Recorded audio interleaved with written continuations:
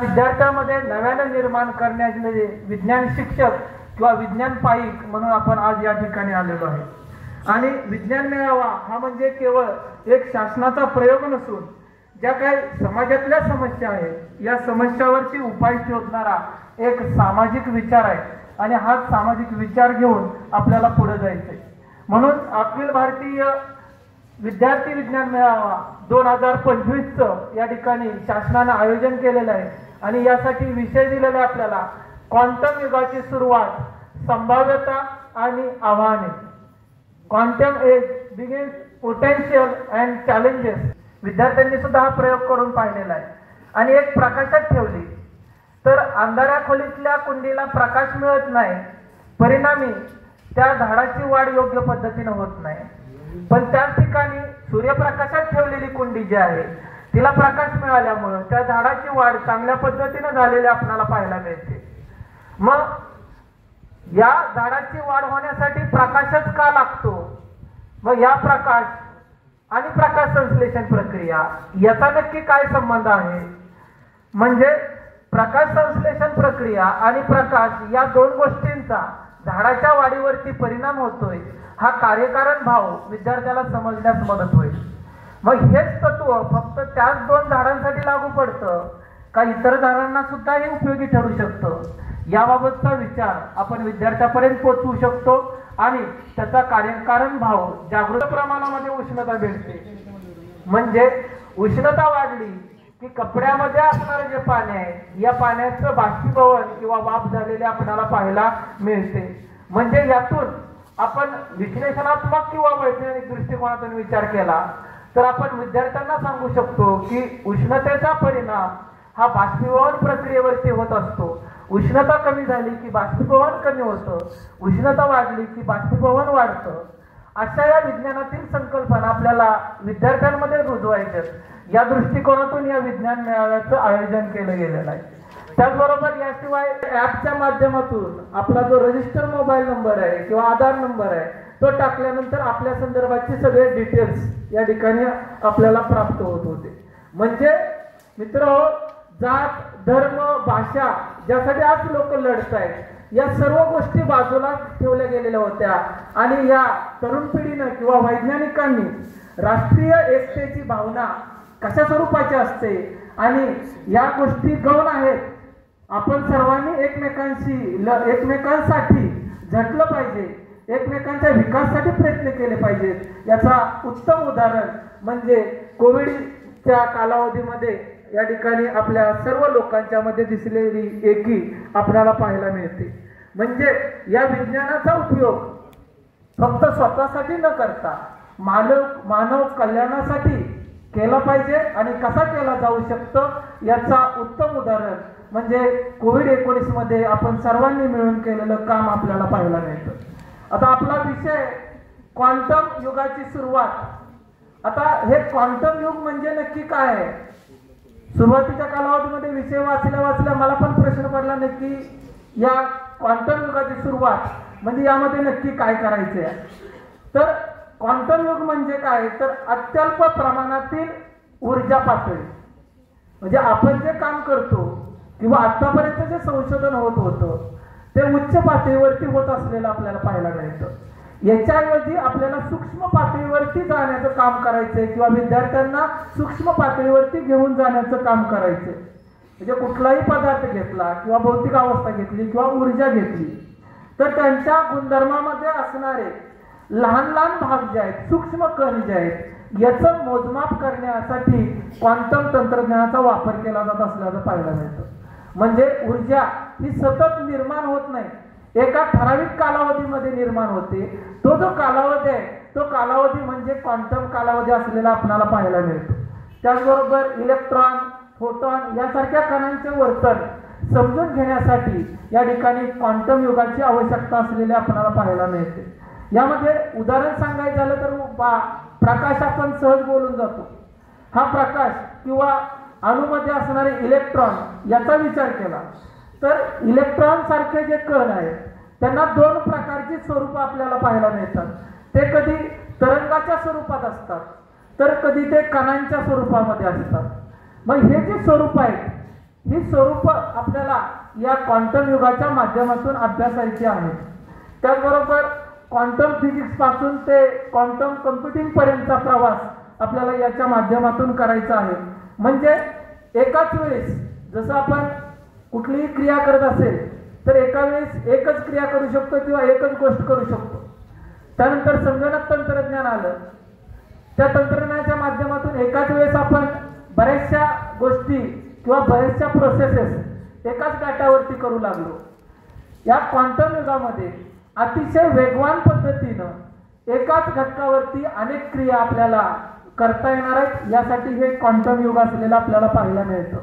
त्यानंतर या क्वांटम युगाची मग गरज नक्की काय आहे तर यामध्ये आपल्याला पाहायला मिळतं, सांगितलं बघा, बिग डाटा जो आहे त्याचं सुपरफास्ट विश्लेषण करण्यासाठी या क्वांटम तंत्रज्ञानाचा वापर केला जातो. उदाहरण सांगायचं झालं आपल्या संगणक युगातलं तर आपल्याला सांगता येईल आपल्या सर्वांच्या परिचयाची योजना म्हणजे लाडकी बहीण योजना. निवडणुकीच्या कालावधीमध्ये आपण पाहिलं तर इलेक्शन होण्यापूर्वी सर्व बहिणी या लाडक्याच होत्या.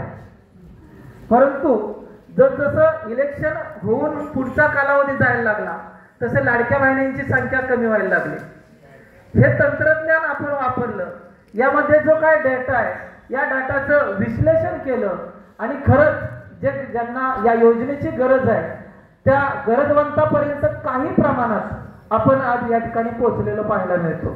त्याचबरोबर पुढचा महत्वाचा मुद्दा आहे तो म्हणजे कृत्रिम बुद्धिमत्ता किंवा मशीन लर्निंग. आज आपण IT सेक्टर पाहिला तर बऱ्यापैकी याच्यावरती चाललेला आपल्याला पाहायला मिळतो.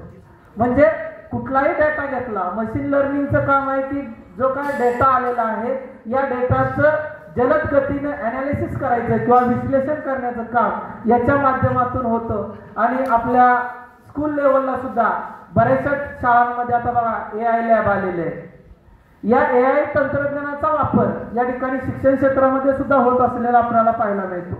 त्याचबरोबर सायबर सिक्युरिटी सोल्युशन आहे. आपण सगळेजण व्हॉट्सअप वापरतो, यामध्ये वेगवेगळ्या प्रकारच्या लिंक येतात. आपणच आपल्या मित्रांना सांगतो की APK टाईपची जी लिंक आहे त्यामध्ये काही लिंक अशा आहेत की त्या ओपन केल्या की ऑटोमॅटिक आपलं बँक अकाउंट जे आहे ते झिरो झालेलं पाहायला मिळतंय. मग या ज्या गोष्टी आहेत याच्यावरती नियंत्रण ठेवण्यासाठी आपण ज्या तंत्रज्ञान वापरतोय, या तंत्रज्ञान असेल किंवा या ठिकाणी मशीन लर्निंगच्या माध्यमातून डाटा अनालिसिस करत असो, तिथं या ठिकाणी क्वांटम तंत्रज्ञानाचा वापर केला तर ही जे फसवाफसवीचं प्रमाण आहे ते प्रमाण या ठिकाणी याच्या माध्यमातून कमी होऊ शकतं. यासाठी याची गरज असलेली आपल्याला पाहायला मिळतं. औद्योगिक क्रांती, भारत सध्या या औद्योगिक क्रांतीच्या उंबरठ्यावरती आहेच. यामध्ये अधिक शक्तिशाली अशी प्रकारची प्रणाली आपण याच्या माध्यमातून विकसित करत आहोत. याच्यामध्ये सुरुवातीच्या कालावधीमध्ये किंवा आता सुद्धा आपण पाहिलं तर क्लासिक स्वरूपाचे संगणक वापरले जात आहेत, ज्याच्यामध्ये आपण बायनरी सिस्टीम वापरतोय. म्हणजे 0 किंवा 1 अशा प्रकारच्या बायनरी सिस्टीमचा वापर केला जातोय. पण या ठिकाणी क्वांटम तंत्रज्ञानाचा वापर केला आपण. क्वांटम संगणक काय येणार आहे, या क्वांटम संगणकाचा वापर केला आपण तर त्या ठिकाणी क्युबिटचा वापर केला जाणार आहे.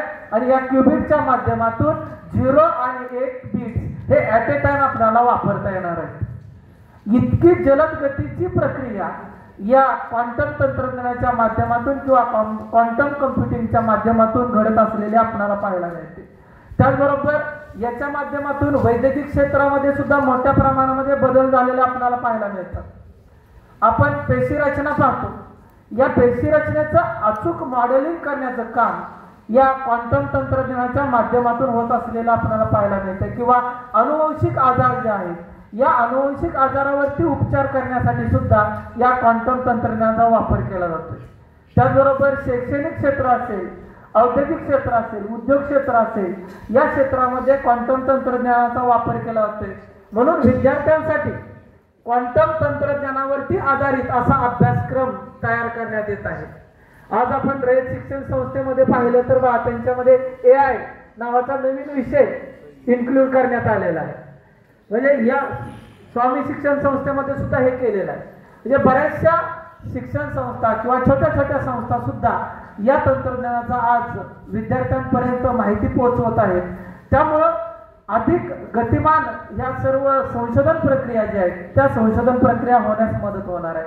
त्यामुळं रिसर्च अँड डेव्हलपमेंट प्रक्रिया असेल किंवा आपले भारताचे पंतप्रधान माननीय नरेंद्रजी मोदी साहेब यांची जी स्टार्टअप योजना आहे या योजनेला एक चांगल्या प्रकारची गती मिळण्यास मदत होणार आहे. यामुळं जो काय डेटा आहे त्याचं ऑटोमेशन होणं सोपं होणार आहे. त्याचबरोबर शैक्षणिक क्षेत्रामध्ये जे काय नवीन संशोधन होत आहेत या नवसंशोधनाला चालना मिळण्यास मदत होणार आहे. अणु असतील, अणुमध्ये असणारे मूलकण असतील, अणुमध्ये असणारे फोटॉन असतील, इलेक्ट्रॉन असतील, न्यूट्रॉन असतील, यांच्यावरती या क्वांटम टेक्नॉलॉजीच्या मदतीने आपल्याला अधिकचा रिसर्च करणं शक्य होणार आहे. त्याचबरोबर बरेचसे आपल्यातलेच काही सहकारी आहेत बघा असे की जे शेअर बाजार ट्रेडिंग करतात. या ट्रेडिंग करण्यामध्ये सुद्धा दोन गोष्टी आपल्याला पाहायला मिळतात. एक, आपण स्वतः ट्रेडिंग करायचं, परंतु त्यांचा ट्रेडिंगचा पिरियड आणि आपला शाळेचा पिरियड एक असतो. त्यामुळं बाहेर अशी लोक भेटतात की त्यांना एक ठराविक अमाऊंट दिली की ते ऑलरेडी आपल्या अमाऊंट या शेअर मार्केटमध्ये ट्रेडिंगसाठी लावतात. पण हे जे तंत्रज्ञान ते ट्रेडिंग करतात, ट्रेडिंग करताना आपल्याला बेनिफिटच होणार हे सांगतात. यासाठी या तंत्रज्ञानाचा वापर केला जात असल्याचं पाहायला मिळतं. म्हणजे कम्प्युटिंगमध्ये, क्वांटम कम्प्युटिंगमध्ये अतिजलद पद्धतीचं तंत्रज्ञान विकसित करण्यासाठी या क्वांटम टेक्नॉलॉजीचा वापर केला जात असल्याचं पाहायला मिळतं. मात्र ही टेक्नॉलॉजी वापरत असताना आपल्या समोर काही आव्हानं सुद्धा आहेत. या आव्हानांचा सुद्धा आपण विचार करणं गरजेचं आहे. यामधलं पहिलं आव्हान आहे ते म्हणजे तांत्रिक गुंतागुंत किंवा महागडी अशा स्वरूपाची यंत्रणा. आता आपण सहज मगाशी म्हणून गेलो की क्वांटम टेक्नॉलॉजीमध्ये जर